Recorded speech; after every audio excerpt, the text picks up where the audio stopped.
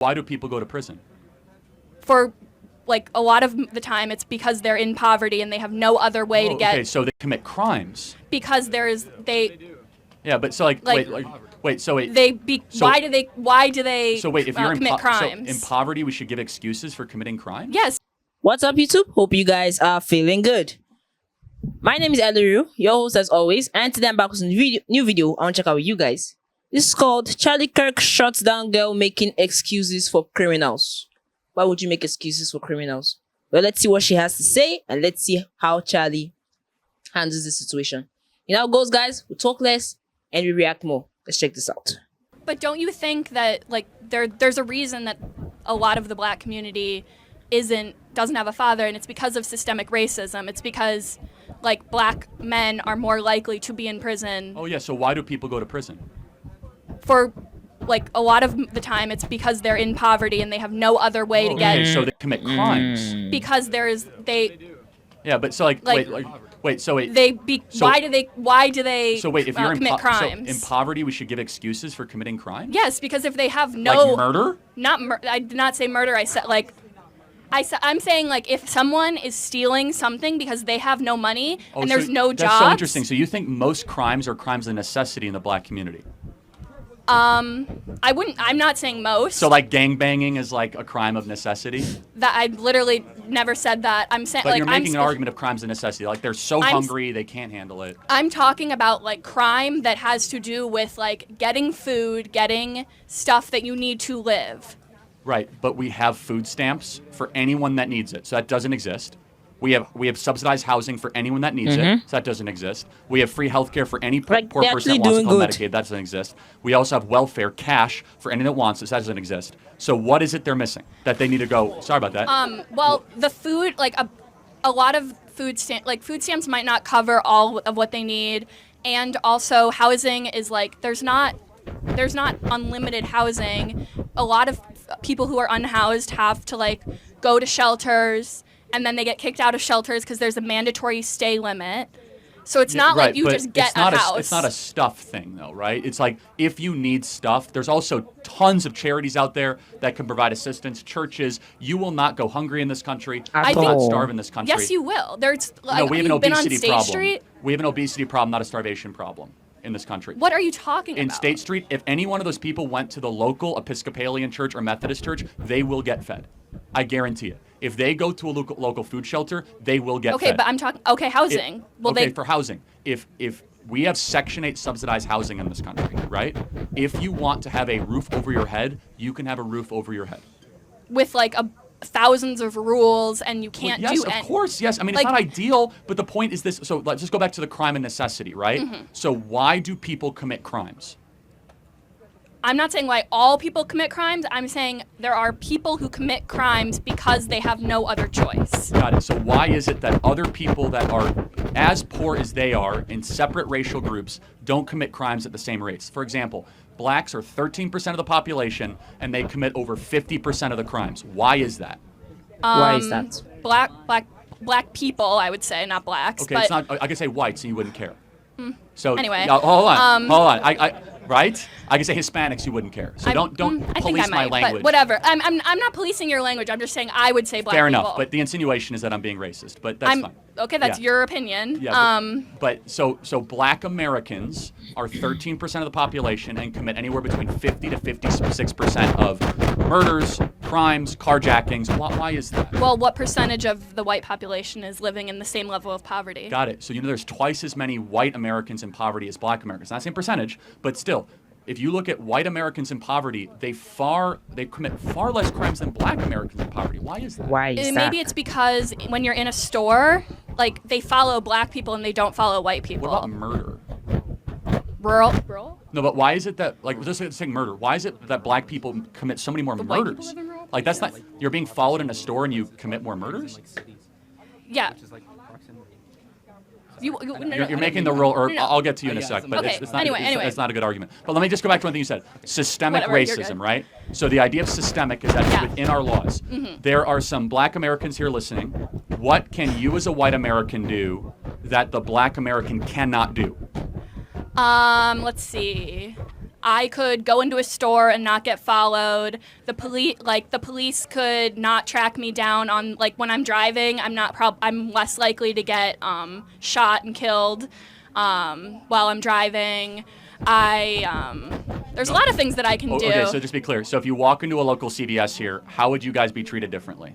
Well, they would probably say hello, and they would probably like just walk, like let me in, and like not follow me, and then. So these are a lot of probablys. I don't believe you, but I'm talking about laws, right? So what in the legal code of America can you as a white individual do that the black individual can't? Because systemic means it's in our code, right? It's for example, like Jim Crow, totally get it. That's systemic racism. Exactly. What is systemically your advantage? Maybe like housing codes, because I know redlining isn't a thing anymore, but there is isn't there people who are white are more likely to be given loans because of like they have less I don't know, that's just the like it's back from redlining, like it's a lot of the same stuff. So, I don't buy into any of that. So I just kind of go. You don't buy into redlining, or you don't buy into redlining. I don't buy any of that stuff that happens today. In fact, it's the opposite. Loans are now given favorably to Black Americans in certain cities over white Americans. Okay, but you think because redlining? I believe it. I know redlining exists. Okay, I don't debate that. Of course it is. But because of DEI and because of affirmative action, there's actually a preference given. But so let's go back to fathers, right? Okay, let's go back to fathers. So something happened to Black America since 1965. Exactly. So in 1965, so you mean the war on drugs? Right. Well, so if that's your contention, that's fine. So in order to go to jail for the war on drugs, you have to be dealing drugs, right? Or you have to be caught with drugs. So if you don't which is one of like the main jobs that you can have in a like poverty-stricken. Like if there's no jobs, like you're going to do drugs. Who are the people using those drugs? Because that's the only option it's such you have. A difference in worldview. Who was buying You're making those excuses drugs? for criminals. Yeah. And what an insult to poor immigrants that came to this country that didn't commit crimes and worked 2 or 3 jobs and worked themselves out of poverty and didn't decide to go deal coke. My father is a white immigrant from Poland, and he committed crimes, and he's fine now. So. Did he go to jail? Yeah, he did. I thought there was systemic racism. I thought that doesn't happen very much. I never said white people don't go to jail. I said they go more, and you're saying that white immigrants are fine and they don't. No, I'm that's saying far that less do. actually. I'm glad he went to jail if he committed a crime. I think it's terrible. Yeah. So, but at the core of it, we have a difference in worldview, right? My worldview is I'm not sympathetic to people that steal, that loot, and murder. Nope. Because that's a values problem. There's no excuse and I don't for like that. making excuses for people that do things that are obviously destructive. Secondly, we have a problem in Black America. The biggest problem is not racism. It's the lack of dads. If dads are around, kids flourish. And you know who agreed with me? Barack Obama. Barack Obama used to make this a central piece of his campaign. He came to this campus back in 2012, drew like 100,000 person crowd, and talked about how we need to rebuild the Black family and put dads back. Why doesn't the Democrat Party talk about that anymore? I'm fine with having fathers. I'm not against having Black dads. For sure. I'm saying, but don't we agree? Has anyone heard that mentioned on the national scale in the last 10 years? Yeah, I mean, we've heard about Probably not. Yeah, and because there's bigger issues. No, there isn't. See, that's the issue. Is that this is what makes us different. As a conservative, I focus on if you have family breakdown, don't worry about climate change. Don't worry about systemic racism. All that stuff is like these crazy abstractions. What do you think create family problems? Systemic racism creates family problems. If you take away Black people from their families, then they're going to have broken families. What makes them? But that's interesting. To be taken How are you away? taking them away? Aren't they leaving? That's the question I want to ask. They're not staying with the women they're impregnating. No, they're not. For example, there are 13% of the population is Black. Not every single person ends up in jail, obviously, and yet there's huge child abandonment because there's a cultural expectation that is different in Black America than in white America, which is it's okay to impregnate a woman and abandon her in Black America. It's not based on what? What is that based on? That's a good question. Where does it come from? It's just based on. No, I'm saying what is that like your view of Black America? Well, it's not a view. It's true. I mean, don't take my word for it. Look at Thomas Sowell and Shelby Steele that have done amazing analysis on this. It's that in Black culture, that is not considered to be a stigma. In white upper middle class culture, for those of you that grew up in Waukesha or Libertyville or grew up in Hinsdale or grew up in Naperville, you guys all know those neighborhoods. If you impregnate a girl, a woman, and you just like abandon her, that's frowned upon. That is a social stigma in upper middle class white culture. True. And it's not in Black culture? No. In fact, it's glorified by the rap culture. Another solid point. Then, this last thing he said.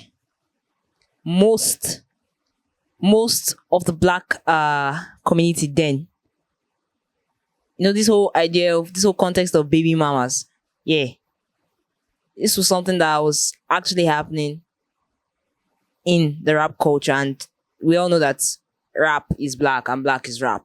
Like, I'm a hardcore rap fan, you get. But then Charlie has a very valid point. You can't expect someone that hasn't really been properly guided to actually grow up to be a very good person in society. You can't expect someone who is lacking one aspect of parental care, be it motherhood or fatherhood, to grow up and have that 100% behavioral credibility pattern. It's not possible. Look at the instances he gave. I know I've read novels like this. There was one. This lady got impregnated by her fiance, or let's say her fiance to herself, but to the entire community. Was a driver, was a black man, and she didn't know what to do, because then, just as he said, I'm just gonna assume that that's the Jim Crow era. You can't have anything to do with the black man. So the black man being hysterical and all, already having a very violent background and childhood, he ended this woman's life to cover up that pregnancy. Already, she was already going on about and ahead of how she was going to live with stigma of having a child, being a single mother, and all that. Now, it's a law in America. Black women who are single mothers, based on this particular fallacy that white privilege causes black men to be incarcerated more, black women are actually given, or black single mothers are actually given subsidy for every child that they give birth to singly. Now, why would you as a woman put yourself in that position to cater for a child or to bring forth a child when you know you have no means to cater for them? Basically, it doesn't make sense. And that particular law, based on the greed of human beings, has now been used as a way to loot the government. There's no two ways about it. Now, there is no excuse on this earth for engaging in criminal activities. For the fact that people work their asses off to earn a living. People who might even be poorer than you ever were. They sweat day in, day out to make a living. And you, because you want the easy road, you want it easy, you take to a life of crime, you end up being incarcerated. And you start blaming it on white privilege. It's dumb.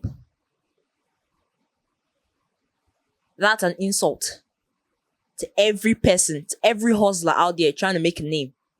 Just as Charlie said, that's an insult to every immigrant who came into the country to make a name for themselves. You have no excuse whatsoever for stealing from someone. You have no excuse whatsoever for murdering someone. You have no excuse whatsoever for any single crime that you commit under the sun.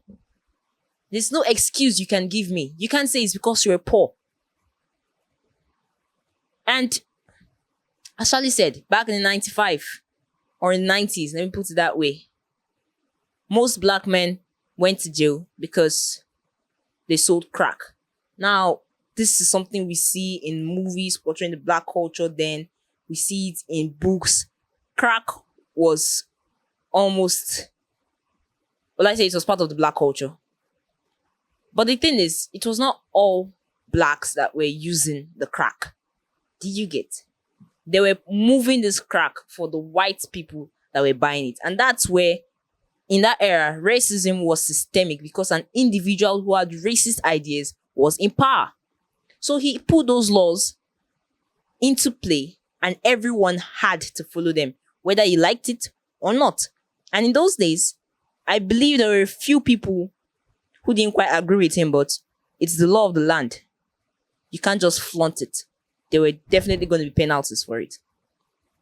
So basically, you can imagine how the people or the black community then were brought up in that, because crack, anything drugs is usually a violent trade. You can imagine how they were brought up, what their values would be. And if any of them pass this on to their children and their children pass it on to their children, you can see that that's what ideology is never going to leave them. They are going to keep on playing the victim, because at one point, the truth is, yes, definitely, they were victims. That's just the solid truth. They were once victims. But society is not like that anymore. And as he said, Barack Obama did agree with him. The black family system is becoming crooked. It needs to be worked on. It needs to be strengthened. And if this is done, I believe that crimes committed by the black populace would be very greatly reduced. Anyway, guys, tell us what you think about it in the comment section, and please leave a thumbs up at the end of this video. If you're just joining us for the first time, please remember to click that bell button and subscribe to this channel. Thank you so much for watching. Stay safe.